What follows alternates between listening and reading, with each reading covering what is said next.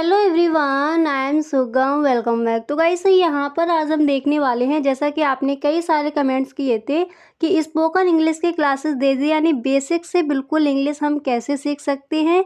अभी तक हमें कुछ भी नहीं आता, इंग्लिश में बात करना हम कैसे सीखें। ठीक है, तो गाइस यहाँ पर कुछ हम ऐसे सेंटेंसेस को देखेंगे जिनको हम रोज़ाना बोलते हैं, यानी सुबह से लेकर शाम तक जो इंग्लिश हम बोलते रहते हैं उसी को यहाँ पर हम देखने वाले हैं।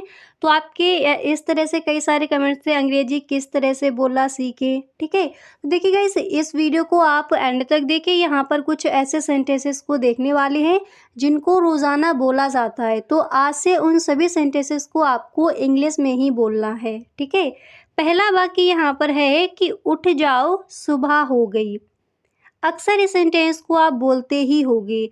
तो जब भी आपको इस तरह से कहना हो उठ जाओ सुबह हो गई, आप इस सेंटेंस को इंग्लिश में कहोगे get up it's morning. Get up it's morning, उठ जाओ सुबह हो गई। अब देखिए इसको यहीं पर याद कर लीजिए। जो भी सेंटेंसेस यहाँ पर आपको दिए जाए, जिस तरह से आप वीडियो देख रहे हो, तो यहीं पर आपको याद करके ही जाना है। अगर एक बार में आपको याद नहीं होता तो एक बार दोबारा से आप वीडियो को चला सकते हो। ठीक है, तो उठ जाओ सुबह हो गई अक्सर आप बोलते ही होगे, तो इंग्लिश में क्या बोला जाएगा? Get up it's morning. Get up it's morning, उठ जाओ सुबह हो गई। याद हुआ क्या बोलना है आपको? Get up it's morning. अब देखिए हमारे साथ होता क्या है, कई सारे वीडियोस तो हम देख लेते हैं, पर जिन सेंटेंसेस को हमने सीखा है इंग्लिश में बोला रोज़ाना, उसको नहीं बोलते। तो गाइस ये गलती आपको बिल्कुल भी नहीं करनी। जो भी सेंटेंस, अगर 5 सेंटेंसेस एक दिन में आप याद करते हो तो उसको आपको रोज़ाना बोलना है। ठीक है, सेकंड यहाँ पर है पंखा चालू करो या फिर पंखा चालू कर दूँ। तो इसको हम इंग्लिश में बोल सकते हैं स्विच ऑन, नहीं तो आप बोल सकते हो turn on the fan. Turn on the fan, पंखा चालू करो या फिर पंखा चालू कर दूँ। ठीक है, स्विच ऑन भी आप बोल देते स्विच ऑन कर दूँ, ऑफ कर दूँ। ठीक है, जब बंद करने को कहना हो। अब इसी तरह से यहाँ पर नेक्स्ट सेंटेंस देख लीजिए। नेक्स्ट है आज उमस बहुत ज़्यादा है। आज उमस बहुत ज़्यादा, सुबह सुबह हम उठते हैं इस तरह से बोलते हैं, तो इसको हम इंग्लिश में कहेंगे it's very humid today. It's very humid today, आज उमस बहुत ज़्यादा, उमस यानी नम। ठीक है, तो आज उमस बहुत ज़्यादा है, इंग्लिश में क्या बोला जाएगा? आप इंग्लिश में कहोगे it's very humid today. It's very humid today, आज उमस बहुत ज़्यादा है। ठीक है, तो देखिए जो भी सेंटेंसेस हैं एक बार दोबारा से आप बोलते चलिए। ठीक है, तो आज उमस बहुत ज़्यादा है, क्या कहोगे इंग्लिश में? It's very humid today. याद हुआ? नेक्स्ट यहाँ पर है मुझे नींद आ रही है।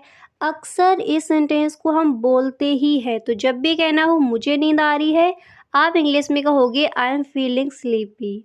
आई एम फीलिंग स्लीपी या फिर आई एम फीलिंग स्लीपी, मुझे नींद आ रही है। क्या बोला जाएगा? आई एम फीलिंग स्लीपी, मुझे नींद आ रही है। ठीक है, आज से इस सेंटेंस को आप इंग्लिश में ही बोलोगे।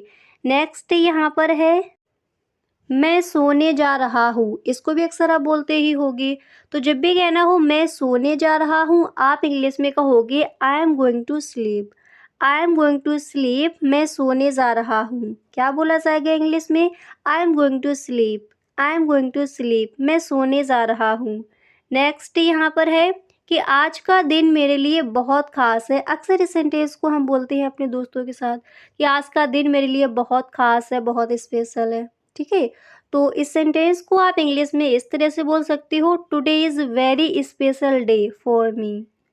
आज का दिन मेरे लिए बहुत ख़ास है, क्या कहेंगे इंग्लिश में?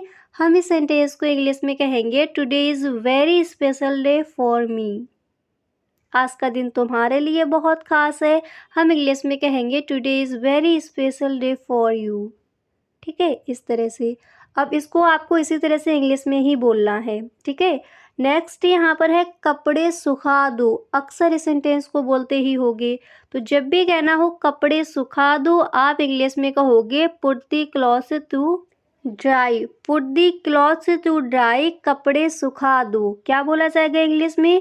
Put the clothes to dry. Put the clothes to dry. याद हुआ? कपड़े सुखा दो, put the clothes to dry. ठीक है, आप भी साथ साथ बोलते चलिए। ठीक है। अब इसी तरह से नेक्स्ट यहाँ पर है कि आलू छील दो, तो आलू छील दो इसको हम इंग्लिश में क्या कहेंगे? इसको इंग्लिश में बोला जाएगा पील ऑफ द पोटैटोज।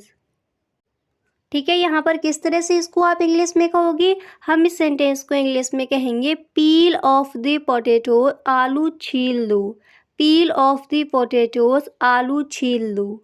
याद हुआ? इस तरह से। अब जैसे यहाँ पर आपका दिया गया था आलू, अब जैसे आपको ये कहना हो कि संतरा छील दो, ठीक है, तब आप इस सेंटेंस को इंग्लिश में क्या कहोगे? तो जब भी कहना हो कि संतरा छील दो, तो इसको इंग्लिश में आप बोल दोगे कि पील of the orange. Peel of the orange, संतरा छील दो। अगर आलू छील दो तो पील ऑफ द पोटैटो। अब इसी तरह से यहाँ पर नेक्स्ट सेंटेंस क्या है उसको देखते हैं। जो भी सेंटेंसेस हैं आज से इनको आप इंग्लिश में ही बोलोगे, जितने भी सेंटेंसेस यहाँ पर आप देख रहे हो, ठीक है। अब जब भी आपको कहना हो बिस्तर लगा दो, अक्सर इस सेंटेंस को शाम को बोलते ही हैं हम, तो जब भी कहना हो बिस्तर लगा दो, आप इंग्लिश में कहोगे मेक द बेड, नहीं तो आप कह सकते हो प्रिपेयर द बेड। ठीक है, मेक द बेड, आप इसको ज़्यादा, ये आपका ज़्यादा सही रहेगा prepare the bed. Prepare the bed, बिस्तर लगा दो, क्या बोला जाएगा? प्रिपेयर द बेड, बिस्तर लगा दो, नहीं तो आप बोल सकते हो मेक द बेड, बिस्तर लगा दो। ठीक है, अब इसके बाद यहाँ पर नेक्स्ट है कि ढक्कन खोल दो, अक्सर बोलते हैं इस सेंटेंस को। तो जब भी आपको कहना हो कि ढक्कन खोल दो, आप बोल सकते हो ओपन द लिड। अब जैसे पेन का आप कहते हो ढक्कन खोल दो, ठीक है, तो आप बोल सकते हो open the cap, open the cover, इसका कवर हटा दो। ठीक है, इस तरह से।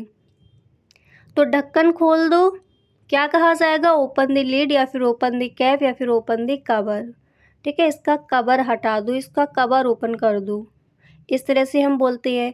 तो याद कर लीजिए क्या बोला जाएगा? Open the lid, open the cover, या फिर बोल सकते हो ओपन द कैप। अब इसके बाद नेक्स्ट यहाँ पर है कि नल खोल दो।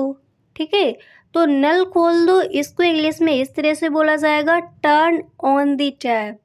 टर्न ऑन द टैप, नल खोल दो। याद कर लीजिए, जब भी कहना हो नल खोल दो, आप इंग्लिश में कहोगे turn on the tap. Turn on the tap, नल खोल दो। टर्न ऑन द टैप, नल खोल दो। याद हो गया? अब इसी तरह से यहाँ पर नेक्स्ट सेंटेंस क्या है उसको देखते हैं। अगला वाक्य है कि चादर बिछा दो। चादर बिछा दो, तो हम इस सेंटेंस को इंग्लिश में कहेंगे spread the bed sheet. Spread the bed sheet, चादर बिछा दो। ठीक है, तो क्या बोला जाएगा इंग्लिश में? हम इस सेंटेंस को इंग्लिश में कहेंगे spread the bed sheet. Spread the bed sheet, चादर बिछा दो। ठीक है, तो आज से इसको इंग्लिश में ही आप बोलोगे। इसके इसी तरह से नेक्स्ट है कि दीवार पर सहारा मत लो। अक्सर इस सेंटेंस को हम बच्चों के साथ बोलते हैं। तो जब भी कहना हो दीवार पर सहारा मत लो, आप इंग्लिश में कहोगे do not lean against the wall. English में क्या बोला जाएगा? हम इस सेंटेंस को इंग्लिश में कहेंगे do not lean against the wall. दीवार पर सहारा मत लो। ठीक है, इस तरह से।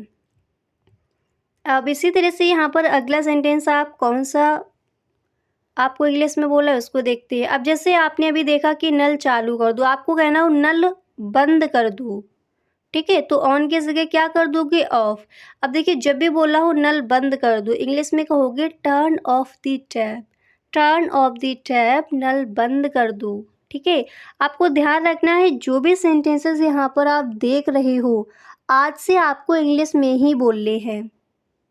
ठीक है, अब इसी तरह से नेक्स्ट, अब जैसे आपने अभी देखा था कि बिस्तर लगा दो। ठीक है, अगर आपको ये कहना हो बिस्तर पर चादर बिछा दो, तब हम इस सेंटेंस को इंग्लिश में कहेंगे spread the seat on the bed. Spread the bed sheet on the bed, या फिर आप बोल सकते हो spread the seat on the bed. ठीक है, ऑन द बेड, बिस्तर पर चादर बिछा दो। क्लियर? इस तरह से आप इसको इंग्लिश में कहोगी। नेक्स्ट है कि आज का दिन बहुत अच्छा है। अक्सर इस सेंटेंस को हम बोलते हैं आज का दिन बहुत अच्छा है, खास नहीं अच्छा है। अगर इस तरह से कहना हो तो हम कहेंगे this is a very nice day. इस तरह से बोलते हैं कि ये दिन बहुत अच्छा है। ठीक है, तो क्या कहेंगे इंग्लिश में? This is a very nice day, या फिर today is a very nice day. इस तरह से हम इन सेंटेंसेस को इंग्लिश में कहेंगे।